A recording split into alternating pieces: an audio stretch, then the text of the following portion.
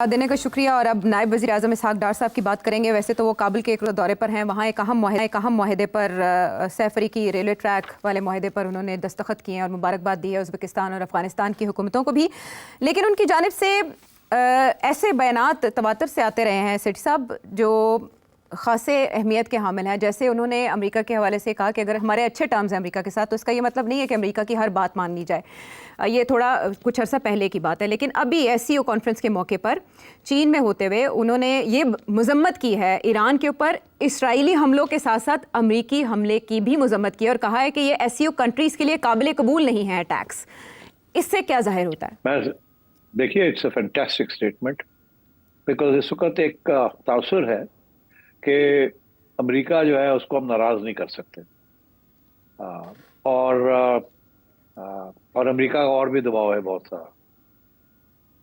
तो इस सूरत हाल में डार साहब का ये कहना कि इसराइल को कंडेम करना तो प्रॉब्लम नहीं है, मगर अमेरिकन अटैक ऑन ईरान को कंडेम किया, फैंटास्टिक। आई थिंक दाद देनी चाहिए। This is the sort of independent political stance which is important Pakistan के लिए। मगर अब देखना यह है कि इसका रिएक्शन क्या आता है और उसको कैसे डील करेंगे। बिकॉज देखिए, ये बात आगे बढ़ेगी। पाकिस्तान बड़ी मुश्किल एक जगह पे खड़ा है, एक तरफ अमेरिका, एक तरफ चाइना। पाकिस्तान दिन ब दिन चाइनीज लेड ग्रुप्स के अंदर दाखिल हो रहा है। एससीओ हो गया, ब्रिक्स हो गया, अब सार्क की जगह पे ये लोग सोच रहे हैं कि कुछ और बनाया जाए इंडिया के बगैर, led by China and Pakistan. तो दूसरी तरफ ये है कि सारी तजारत जो है, लेन देन जो है, वो सारी अमेरिका के साथ है और यूरोप के साथ। तो अब ये प्रॉब्लम बना हुआ है, तो वो किसी वक्त भी आपके ऊपर आसमान गिर सकता है फ्रॉम द अदर साइड। इस सूरत हाल में बैलेंसिंग एक्ट करना is going to be very important, how they deal with this situation. और मैं समझता हूँ डार साहब ने ये बड़ी हिम्मत के साथ ये जो बयान आया कंडेम किया और बड़ी प्रिंसिपल्ड पोजीशन है ये। मैं उम्मीद रखता हूँ कि इसी किस्म की इंडिपेंडेंट पोजीशंस पाकिस्तान लेगा। ऑल्दो आई नो बहुत मुश्किल हो जाएगा गोइंग फॉरवर्ड, किस तरीके से जगल करना है आपने, क्योंकि डोंट फॉरगेट अमेरिका के साथ सऊदी अरेबिया भी खड़ा है, यूएई भी खड़ा है, कुवैत भी खड़ा है, बहरीन भी खड़ा है। ये सारे वो ममालिक हैं जिनसे आप उधार भी लेते हैं, आप डिपॉजिट्स भी लेते हैं, आप आगे पीछे भी होते हैं। तो इट्स डिफिकल्ट सिचुएशन। बहुत किस्म की क्लेवर फॉरेन पॉलिसी मैनिपुलेशंस और डिविएशंस करनी पड़ेगी। But I think this was a great statement और मैं दाद देता हूँ डार साहब। ये भी एक पॉलिसी का हिस्सा ही हो सकती है कि जब आप अमेरिका में हों और अमेरिकी हुकाम के साथ राब्ते में हों, ऐसे में आपके जो नायब वज़ीर आज़म है वो चाइना में होते हुए एक ऐसा बयान जारी कर दें जो अमेरिका का मुखालिफ है। ये भी पॉलिसी को बैलेंस रखने की कोशिश हो सकती है सेठी साहब? हो सकती है, बिल्कुल हो सकती है। मगर बात यह है कि आप चाइना आपसे नाराज नहीं होता जब आप अमेरिका के साथ जाके बात कुछ करते हैं, और अमेरिका नाराज हो जाता है जब आप चाइना के और करीब होते हैं या अमेरिका को डायरेक्ट कंडेम करते हैं। क्योंकि देखिए ना, अमेरिकन पॉलिसीज को तो कंडेम किया जा सकता है ना, चाइना की तो कोई ऐसी पॉलिसी है ही नहीं जिसको आप कंडेम कर सकते। चाइना तो इंडिविजिबल सिक्योरिटी की बात करता है, चाइना तो ट्रेड की बात करता है, चाइना तो कोई साम्राज्य पावर ही नहीं है। चाइना तो अपने सारे बॉर्डर इश्यूज को सॉल्व करना चाहता है। चाइना तो अपना मिलिट्री पावर कहीं भी प्रोजेक्ट नहीं करता और चाइना आपके मिलिट्री पावर को सपोर्ट करता है। तो I think as I said, Donald Trump के अगर जो एजेंडे हैं, अगर आप फिट ना आए उसके अंदर, तो ये बंदा किसी वक्त भी फ्लिप कर सकता है। इस वक्त इंडिया को बड़ी तकलीफ हो रही है डोनाल्ड ट्रंप के बयान से, मगर कल को हमारे खिलाफ भी ये हो सकता है। किसी स्टेज के ऊपर ये कुछ ना कोई गड़बड़ कर सकता है आपके साथ। So one has to be very careful. ठीक है। अब एक अच्छी खबर जो पाकिस्तान को मिली और इकोनॉमी वाइज भी इसको खुशाइंद कहा जा रहा है सेठी साहब, पीआईए जो अब पाबंदी से आज़ाद हो गई है फॉर यूके रूट्स, इब्तदाई तौर पर तो एक ही रूट पर चलाया जाएगा, लेकिन बाद में फ़ज़ाई ऑपरेशन जो 5 साल बाद बहाल होने जा रहा है अगले माह से, कितना खुशाइंद इसे आप समझते हैं? स्पेशली प्राइवेटाइजेशन के पॉइंट ऑफ व्यू से भी बताइएगा। प्राइवेटाइजेशन के पॉइंट ऑफ व्यू से तो खैर थोड़ा बहुत डेफिनेटली फर्क पड़ेगा, बिकॉज पहले ये रूट बंद था। It is one of the most profitable routes और इसके साथ यूरोपियन रूट्स भी हैं। सो डेफिनेटली पीआई की प्राइवेटाइजेशन के जो असासे हैं जिसकी वैल्यू की जा रही थी, including ex licences to fly to these countries, वो तो अब रिन्यू हो गए हैं, तो that will make a difference. Privatisation की प्राइस बढ़ जाएगी एंड गुड।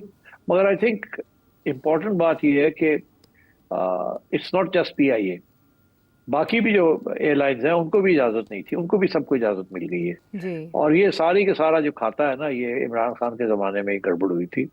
उनके जो एविएशन के मिनिस्टर थे, सरवर साहब थे गालिबा, गुलाम सरवर जी। गुलाम सरवर साहब, निहायत बेवकूफ इंसान। हम्म। कोई मॉनिटर नहीं कर रहा था, वो अपनी तरफ से बड़ी ड्रामे कर रहे थे कि जी पीआईए का ये हाल है, फलाना है, निगड़ा है, मैं उसको ठीक कर रहा हूँ। आपने पीआईए को क्या ठीक करना था, तो पीआईए को वाड़ देता। मुझे याद आता है कि ये सरवर साहब ने ये बयान जब दिया था तो मैं सोचो में पड़ गया। मैं कह लो जी, पहले इफ्तिखार चौधरी हमें स्टील मिल के ऊपर और रेको डिक के ऊपर मार गया, बेवकूफ, और अब ये एक सर्वर आ गया, इसने हमारी सारा एयरलाइन सेक्टर जो है इसको तबाह करने की कोशिश करे। तो अब इससे बात बता क्या करे। अब क्या इनके खिलाफ कोई कार्रवाई होगी? क्या कार्रवाई होगी? कर गया जो करना था, एक बयान ही होता है ना जिसके साथ सारा कुछ उलट जाता है। तो अब वो, अब शुक्र करे आप, ये पता नहीं कितने साल के बाद, 3-4 साल के बाद जाके ये सहूलत मिली है, जो लकी। मगर अब बात ये है कि जी PIA also has to get its act together ना। पीआईए का सेफ्टी रिकॉर्ड तो ठीक है पीआईए का, it's not so bad, it used to be one of the most safe and secure airlines of the world. मगर दिन ब दिन हालात बदलते रहे। मगर मैं एक बात और कहूंगा, मैं जरूर कहूंगा कि ये जो है ना फलसफा कि सिविलियंस जो है वो पीआईए को सही नहीं चला सके और एयर मार्शल्स और फौजी जो है they can do a better job, that is, ये प्रूफ नहीं हुआ। ये इट्स द सेम, क्योंकि मसला जो है इज नॉट सिविलियन वर्सेस फौजी, मसले जो है वो स्ट्रक्चरल मसले हैं पीआईए के जी। और उसके लिए सबसे बड़ा मसला तो यही है ना कि जहां 5,000 लोग होने चाहिए वहां 15,000 है। तो आप तो अपना सैलरी बिल ही पूरा नहीं कर पा रहे, एंड सो ऑन। और इसीलिए आपकी फ्लीट जो है दिन ब दिन कम होती जा रही है, पुराने जहाज होते जा रहे हैं, सीटें आपकी ठीक नहीं है।